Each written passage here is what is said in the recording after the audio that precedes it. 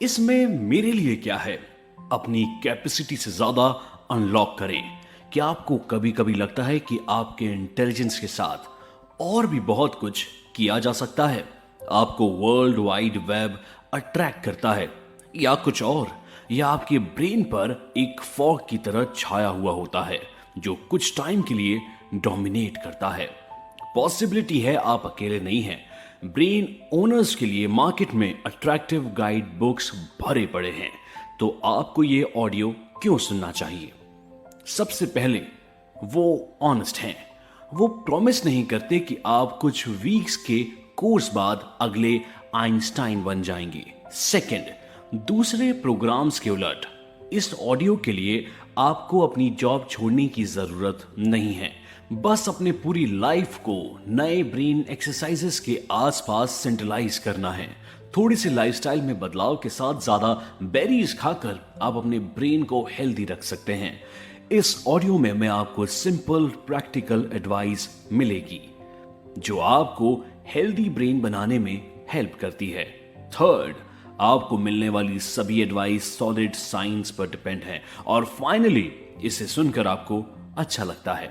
इस audio book को सुनकर आपको पता चलेगा हम चिंपांजी से अलग क्यों हैं, क्यों बैक स्लैप एक बास्केटबॉल टीम के परफॉर्मेंस को बेटर कर सकते हैं, और कैसे जॉगिंग करके ब्रेन को रिपेयर करने में हेल्प कर सकता है।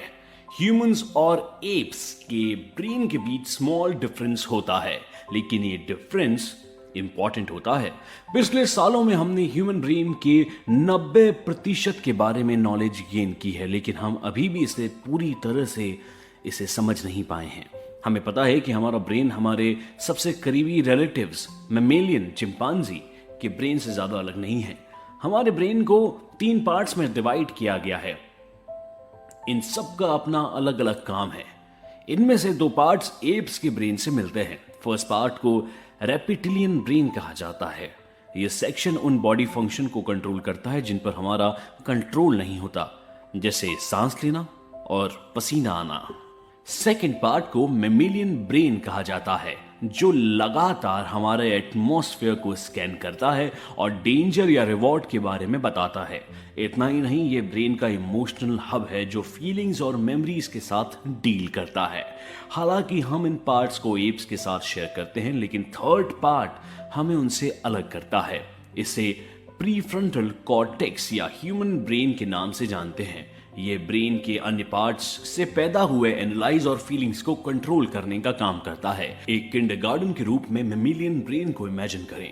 वो अपनी मर्जी से चले जा रहा है, कोई रोक टोक नहीं है। ह्यूमन ब्रेन भी किंडरगार्टन टीचर की तरह ही है। हलचल भी मचाता है, कंट्रोल भी करता है और ऑर्डर भी देता है। हमें अपने मेमेलियन और ह्यूमन ब्रेन्स को एक दूसरे के साथ अच्छी तरह से ज्वाइन करने की जरूरत है, नहीं तो हम लगातार इंपल्सिव होते रहेंगे। फॉर एग्जाम्पल, आपका बॉस आपके लिए रूड है और सडनली आपका मन होता है कि आप उसके फेस पर थप्पड़ मार दें। आपका उसके फेस पर थप्पड़ मारने के लिए सडनली फील होना नी जर्क इमोशनल रिएक्शन कहलाता है दोस्तों। लेकिन अगर आप अपने आप को थोड़ा रिलैक्स करते हैं तो आपको फील होगा कि अपने बॉस को थप्पड़ मारना कितना गलत हो सकता है। इससे न सिर्फ आपके करियर को हार्म पहुंचेगा, बल्कि इसकी वजह से आप पर कोर्ट केस भी हो सकता है। इसलिए आप खुद को काम करें। जब आप खुद को काम करने की कोशिश करते हैं तब आपका प्रीफ्रंटल कॉर्टेक्स अपना काम करता है और आपको इंपल्सिव बिहेवियर से रोकता है। केमिकल्स हमारी फीलिंग्स को इन्फ्लुएंस करते हैं और हम अपने केमिकल्स को इन्फ्लुएंस करते हैं। कभी कभी यहां तक कि सबसे बेसिक एक्टिविटीज जैसे कि नहाना, कुत्ते को घुमाना भी हार्ड वर्क जैसा लगता है। इसके लिए हमारा ब्रेन केमिकल्स रिस्पॉन्सिबल होता है। हमारे ब्रेन केमिकल्स हमारे मूड को कंट्रोल करता है और अच्छी तरह से काम करने के लिए ऑर्डर देता है। हमारे ब्रेन को इन केमिकल्स की सही क्वांटिटी की जरूरत है। Important chemicals cocktail daily basis पर बदलते रहते हैं। फॉर एग्जाम्पल, जब हम कोई बैड न्यूज सुनते हैं या रात को बुरी नींद लेते हैं, तब भी ये केमिकल्स चेंज होते हैं। दुनिया के डेंजर को रिकॉग्नाइज कर उस पर रिएक्ट करने के लिए भी हमें ब्रेन केमिकल्स की जरूरत होती है। फॉर एग्जाम्पल, जब हमें डेंजर फील होता है तो हमारा ब्रेन केमिकल्स एड्रेनालाइन और कॉर्टिसोल को रिलीज करता है। इतना ही नहीं, ये दोनों ह्यूमन इवोल्यूशन के समय माइंड फोकस कर सरवाइव करने में हेल्प करते हैं। लेकिन जब ये केमिकल्स आपको स्ट्रेस के एटमॉस्फेयर में छोड़ देते हैं तो हार्मफुल हो सकते हैं, और यहां तक कि डायबिटीज, कैंसर या इम्यून सिस्टम की भी कमी हो सकती है। फिर हमारे पास 3 केमिकल्स हैं जो हमारी लाइफ को एक रिवॉर्ड के रूप में मिलते हैं। डोपामाइन, जो हैप्पीनेस को इंस्पायर करता है, नोरेपाइनेफ्राइन डिजायर जनरेट करता है, और ऑक्सीटोकिन, जो हमें दूसरों के साथ बॉन्ड बनाने और ट्रस्ट करने में हेल्प करता है। लकीली हम केमिकल्स की इस स्ट्रक्चर पर कुछ इफेक्ट डालते हैं और इसीलिए हमारी फीलिंग्स पर भी इफेक्ट पड़ता है। जनरली हम किसी भी सिचुएशंस में 2 तरह रिएक्ट करते हैं, या तो हम सिचुएशन को फेस करते हैं या उन्हें अवॉइड करते हैं। एग्जाम्पल के तौर पर अपने वर्क को ही ले लें। क्या ऑफिस आप इसलिए जाते हैं क्योंकि आप एंजॉय करते हैं, या आप घर पर नहीं रुकना चाहते?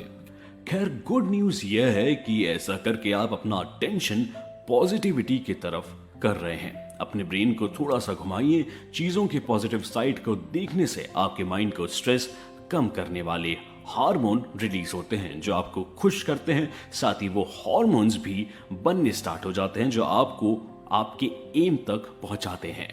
अगर आप किसी से कहते हैं कि वेट लॉस करने के लिए वो डाइट शुरू करे, लेकिन अगर उसका मन चॉकलेट खाने का कर दिया तो उसे डाइट गलत लगने लगेगा और तब उसके डाइट के सक्सेसफुल होने के चांस कम हो जाएंगे। वहीं अगर वो डाइट को हेल्दी और ब्यूटीफुल बॉडी से कनेक्ट करता है तो वो उन चीजों से दूर रहेगा जो उसके लिए हार्मफुल होंगी। लेसन 1, कंट्रोल में रहने से इंसान की खुशी बढ़ जाती है। बहुत सी ऐसी चीजें लाइफ में होती हैं जिनके सक्सेसफुल होने की कोई गारंटी नहीं होती, जैसे वेडिंग्स या किसी दूसरे देश जाना। परफेक्शनिज्म भी किसी चीज के सक्सेस होने की गारंटी नहीं दे सकता। इनफैक्ट ये सोचते रहना और चाहना कि सब कुछ अपने आप ही सही हो जाएगा आपके कॉन्फिडेंस को खत्म कर देता है और आपको इनसिक्योर कर सकता है। ये सारी चीजें खुद पर कंट्रोल न होने की वजह से होती हैं। फॉर्चुनेटली कई ऐसे तरीके हैं जिनसे हम खुद पर कंट्रोल करके कॉन्फिडेंट हो सकते हैं। सबसे पहले आप अपने एटीट्यूड्स को चेंज करना शुरू करें। साइंटिस्ट का कहना है कि लोग या तो मेंटली फोकस होकर या अपने लक के भरोसे चीजों को बदलने में कैपेबल होते हैं, या तो वो एक्सट्रीमली फोकस्ड होते हैं और अपने आप को हेल्पलेस मानकर उनके साथ जो कुछ हुआ उनके लिए दूसरों को रिस्पॉन्सिबल मानते हैं। आप खुद को मेंटली फोकस करिए। हमेशा यही सोचें कि हम कैसे चीजों को मॉडिफाई करके अपने गोल्स पा सकते हैं। मान लें कि आपकी कंपनी एक ऐसी जॉब एडवर्टाइजमेंट निकालती है जिसमें एमबीए करना इंपॉर्टेंट है, लेकिन आपके पास ये नहीं है और आप उस जॉब को करना चाहते हैं। कंपनी को क्रिटिसाइज करने के बजाय आप एचआर मैनेजर से बात करके कोई और आइडिया निकालने की कोशिश कर सकते हैं।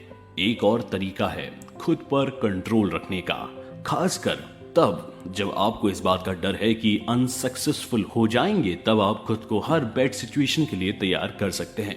मानो कि आपको कोई प्रेजेंटेशन देना है और आपको डर लग रहा है कि कोई गलती ना हो जाए। फॉर एग्जाम्पल, आपकी फाइल ही नहीं खुले और आप अपने स्पीच के लिए एक इंपॉर्टेंट पार्ट को भूल जाएं, तो आपने मन में इस बात को बार बार रिपीट करें कि आप हर सिचुएशन को कैसे हैंडल करेंगे।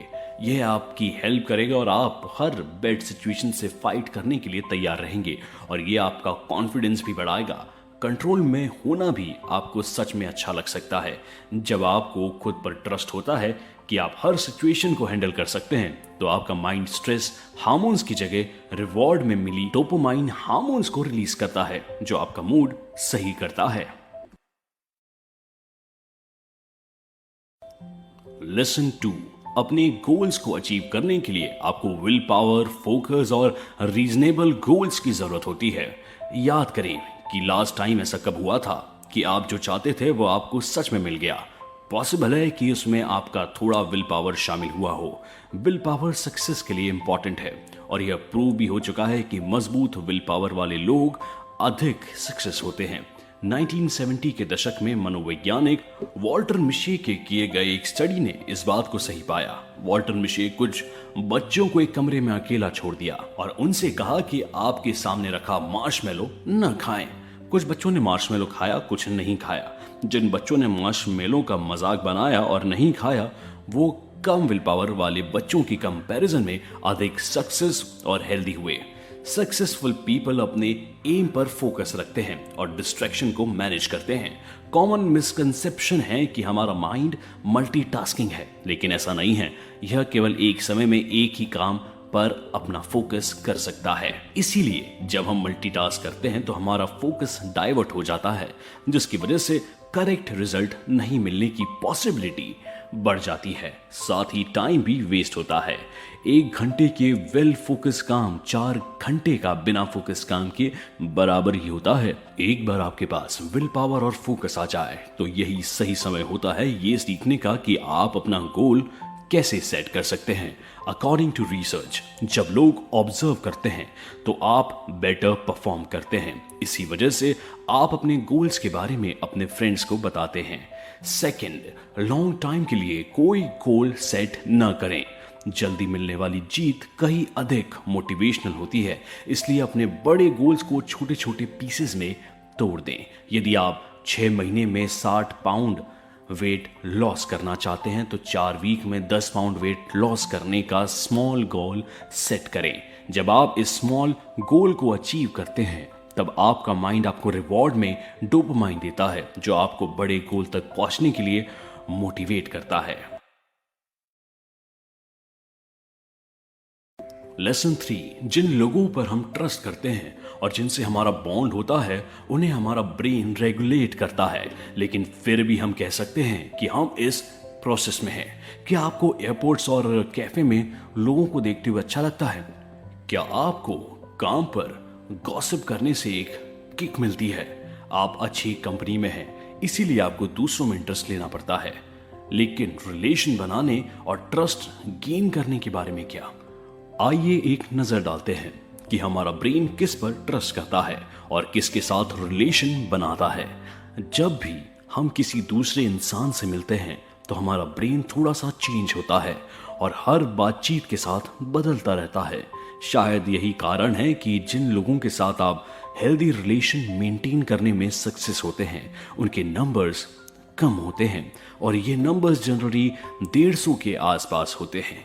जब हम पहली बार किसी से मिलते हैं तो हमारा ब्रेन एक डेंजर का रिएक्शन देता है, जिससे हम घबरा जाते हैं और अच्छा इंप्रेशन डालने की कोशिश करते हैं। लेकिन एक बार जब हम सामने वाले को अच्छे से जान जाते हैं तो यह डेंजर रिएक्शन कम हो जाता है और हमारा ऑक्सीटोकिन बढ़ जाता है। इसके लिए ही जब लोग एक दूसरे पर ट्रस्ट करते हैं और इमोशनली अटैच होते हैं तब ऑक्सीटोकिन शामिल होता है। लेकिन वो क्या चीजें हैं जो हमें दूसरे पर ट्रस्ट करने और उनसे अटैच होने में हेल्प करते हैं? रिलायबिलिटी, जनरोसिटी, हैप्पीनेस और मेमोरी शेयर करने से ट्रस्ट बढ़ता है और इंसान एक दूसरे से अटैच होता है। ये सब दूसरों को थैंक यू बोलने, हाई फाइंग और अधिक बार गले मिलने से भी आता है। एक स्टडी से पता चला है कि जब अधिक हाई फाइव्स और बैक स्लैप्स मिलते हैं तब बास्केटबॉल टीम्स बेटर परफॉर्मेंस देती है। इससे टीम का कॉन्फिडेंस भी बढ़ता है। इसके साथ ही एक्टिव कंस्ट्रक्टिव रिस्पॉन्ड भी ट्रस्ट बनाने के लिए एक इफेक्टिव टेक्निक है। इसका मतलब यह है कि लोग इंटरेस्ट दिखाते हुए क्रिएटिव कमेंट्स कर दूसरों को अपने पॉजिटिव आइडियाज देते हैं। फॉर एग्जाम्पल, यदि आपका कलीग आपको बताता है कि उसे एक बड़ा क्लाइंट मिला है तो आप केवल उससे ग्रेट ना कहें, आप उससे ये भी मत कहिए कि काम ज्यादा बढ़ जाएगा। आप उससे ये कहिए कि वाह, this is a good news, मुझे पता है कि काफी दिनों से आपने मेहनत की है। यह सुनकर खुशी हुई कि आपकी मेहनत रंग लाई। लेसन 4, एक साथ काम करना सक्सेस का सीक्रेट है और यह आपकी सोच से ज्यादा इजी है। कई स्टडीज से पता चला है कि जब हम दूसरों के साथ होते हैं तब ज्यादा स्मार्टनेस के साथ काम करते हैं। अगर आप टीम में किसी भी टॉपिक पर काम करते हैं तो सोलो एक्सपर्ट की कंपैरिजन में बेटर रिजल्ट दे सकते हैं। क्लियरली इसका मतलब यह है कि हमें दूसरों के साथ ज्यादा से ज्यादा हेल्प करने की कोशिश करनी चाहिए। दूसरों के साथ काम करना एक काम नहीं होना चाहिए। टीम के साथ काम करने में न केवल हमारी प्रोडक्टिविटी बढ़ती है बल्कि हमें खुशी भी मिलती है। अगर हम अकेले गोल अचीव न करके दूसरों के साथ उस गोल को अचीव करते हैं, तब हमें ज्यादा हैप्पीनेस और जॉय फील होता है। और ऐसा इसीलिए होता है क्योंकि दूसरों के साथ हमारे ऑक्सीटोकिन का लेवल बढ़ता है और साथ ही खुशी शेयर करने से खुशी भी बढ़ती है। कुछ स्टडीज से पता चलता है कि एक ही ऑफिस में इंडिपेंडेंट प्रोजेक्ट्स पर मिलकर किए गए काम और इंफॉर्मेशन शेयर करने से हैप्पीनेस और प्रोडक्टिवनेस बढ़ती है। वहीं इंटरैक्टिव कामकाज के जरिए गुड रिजल्ट्स पाए जाते हैं। यानी एक नॉर्मल गोल को एक साथ अचीव करना। तो हम किन तरीकों से हेल्प बढ़ा सकते हैं और रिफॉर्म कर सकते हैं? जब आप किसी प्रपोजल पर काम शुरू करते हैं तो कलीग से उनके इनपुट्स मांगे। उनके इनपुट से न केवल आपको प्रॉफिट मिलेगा, बल्कि आपके साथ उनकी रिलेशनशिप में एक नया ट्रस्ट और बॉन्ड बिल्ड होगा। क्यों? क्योंकि इस तरह से लोग आपसे खुश होते हैं और आपको ट्रस्ट वर्दी मानते हैं।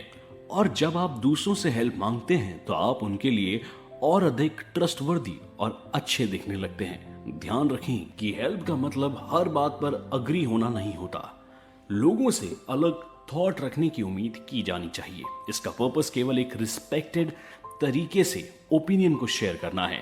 आप ये मत सोचिए कि आपके आइडियाज ही सबसे अच्छे हैं, क्योंकि हम सभी प्रॉब्लम्स को अलग तरीके से देखते हैं। जब आपको ढेर सारे आइडियाज मिलेंगे तब आप डिसाइड कर सकते हैं कि सबसे अच्छा प्रॉब्लम सॉल्वर आइडिया कौन सा है। फाइनली, कंस्ट्रक्टिव क्रिटिसिज्म की प्रैक्टिस करना याद रखें। इंसान के बजाय आप उसके थॉट को क्रिटिसाइज करें और सॉलिड और एक्शनेबल सजेशंस दें। आप अपने ब्रेन हेल्थ को कई तरीकों से इंप्रूव कर सकते हैं और उनमें से कई आपके हेल्थ को बेटर बनाते हैं। क्या आपको क्रिप्टिक क्रॉसवर्ड्स पसंद है या कुछ सुडोकू में सिर खपाना? ग्रेट, क्योंकि ये एक्टिविटीज आपके ब्रेन को फिर से डेवलप करने और उसकी ग्रोथ में हेल्प करती है, जिससे आपके डिप्रेशन में जाने की पॉसिबिलिटी कम हो जाती है। इस तरह का मेंटल एक्सरसाइज शानदार है, लेकिन हेल्थ एक्सरसाइज के बारे में क्या?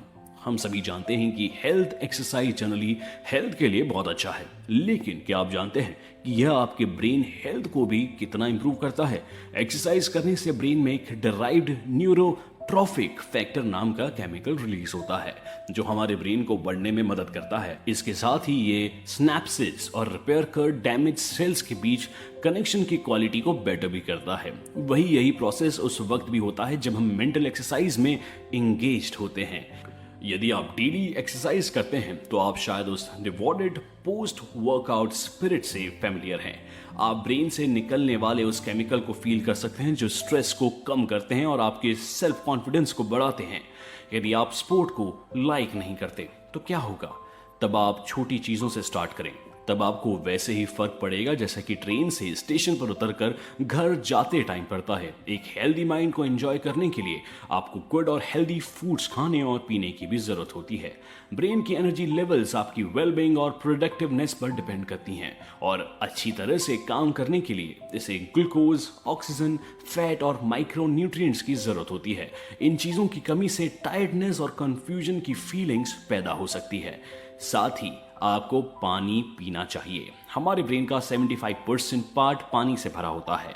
कम पानी पीने की वजह से डिहाइड्रेशन होता है और ये हमारे ग्रे मैटर को स्लो कर देता है। इसका मतलब ये है कि अगर आप अपने पैरों के बारे में सोचना चाहते हैं और फोकस करना चाहते हैं तो आपको डेली अधिक से अधिक पानी पीने की जरूरत है। फाइनली, प्रोसेस्ड फूड की जगह नेचुरल फूड का ऑप्शन चूज करें। आप उस फूड को जरूर लें जिनसे आपके ब्रेन को हेल्दी रखने में हेल्प मिलती है। इनमें शामिल है बेरीज जो मेमोरी शार्प करने में हेल्प करती हैं, सेब जो सिंकैप्स को बेहतर कनेक्ट करने में हेल्प करते हैं, कोको स्ट्रोक के रिस्क को कम करने के लिए, और नट्स और सीड्स कॉग्निटिव डिक्लाइन को स्लो करने के लिए होते हैं। फॉर्चुनेटली स्ट्रेस को कम करने और अपने माइंड को फिट रखने के कई आसान तरीके हैं। सबसे आसान तरीकों में से एक है नींद। जब हम झपकी लेते हैं तो हमारे उस दिन के सारे इंफॉर्मेशन प्रोसेसेस होते हैं और रिलेटेड मेमोरी में स्टोर हो जाते हैं। पूरी नींद लेने से हमारे कॉग्निशन और मूड भी इंप्रूव होते हैं, जिससे हमें सीखना और कंस्ट्रक्टिव होना इजी हो जाता है। इसके उलट नींद की कमी से हमारे माइंड में स्ट्रेस हार्मोन कॉर्टिसोल भर जाता है, जिसकी वजह से मेमोरी प्रॉब्लम्स और लर्निंग एबिलिटी में कमी आ जाती है। नींद के साथ साथ पूरे दिन आराम और मेंटल वॉन्डरिंग ब्रेन के लिए इंपॉर्टेंट है। आप रेस्ट लेकर अपने स्लो हो रहे मेंटल हेल्थ को सही कर सकते हैं। आपके माइंड को एक्टिव रखने के लिए रेस्ट इंपॉर्टेंट है, यानी कि कुछ भी प्रोडक्टिव किए बिना आराम करना। आपके ब्रेन को थोड़ी से रेस्ट की जरूरत पड़ती है ताकि वो अच्छे से वर्क कर सके। रेस्ट करने से आपकी प्रोडक्टिविटी अफेक्ट होती है। अगर आपने अपने वर्क प्रेशर को छोड़कर कुछ क्रिएटिव पढ़ा है या अपने कुत्ते को घुमाया है तो अपने आप को गिल्टी ना समझें। चिल आउट होने का दूसरा रीजन, जब हम डिस्ट्रैक्टेड होते हैं तब हमारा सबकॉन्शियस माइंड हमारे आसपास चल रहे प्रॉब्लम से हमें दूर करता है। सबकॉन्शियस सबसे अच्छा प्रॉब्लम सॉल्वर है। इसी वजह से हमारे ब्रेन में अच्छे आइडियाज आते हैं। इसलिए जब आपके पास कोई प्रॉब्लम आए तो उसे थोड़ी देर के लिए छोड़ दें, उसके बाद फिर उस प्रॉब्लम को सॉल्व करने के बारे में सोचें। कंक्लूजन, इस ऑडियो का मेन मैसेज, दूसरों के साथ रिलेशन बनाना, एक पॉजिटिव आउटलुक डेवलप करना, गोल्स तक पहुंचना, प्रोडक्टिविटी बढ़ाना और मेंटली डिक्लाइन को रोकना है। इससे यह पता चलता है कि आपका ब्रेन कैसे फंक्शन करता है और इसे कैसे हैंडल करता है। इसके साथ ही हेल्दी खाने पीने से, पूरा रेस्ट और नींद लेने से, मेंटल और फिजिकल एक्सरसाइज करने से आप अपने ब्रेन और आपके लाइफ को एंजॉय कर सकते हैं। एक्शनेबल एडवाइस क्या है? अपने ब्रेन को हेल्दी रखने के लिए जानें।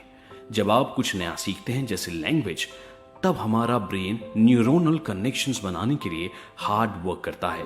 न्यूरोनल कनेक्शन ब्रेन को हेल्दी रखता है और डिमेंशिया को डेवलप होने से रोकता है। खुद से अगर कुछ नया सीखना है तो सीखने के लिए जितना पॉसिबल हो उतना प्रैक्टिस करें। सीखने के लिए टेस्ट और एरर को भी शामिल करें। इससे आप जिस सब्जेक्ट को सीख रहे हैं उसका इंस्टिंक्ट बढ़ेगा। इसलिए यदि आप एक नई लैंग्वेज सीख रहे हैं तो आपको इसे बोलना चाहिए, पढ़ना चाहिए, सुनना चाहिए और इसे जितना पॉसिबल हो उतना लिखना चाहिए। अपने इनबॉक्स को ज्यादा समय दें और पॉप आउट को खत्म करें।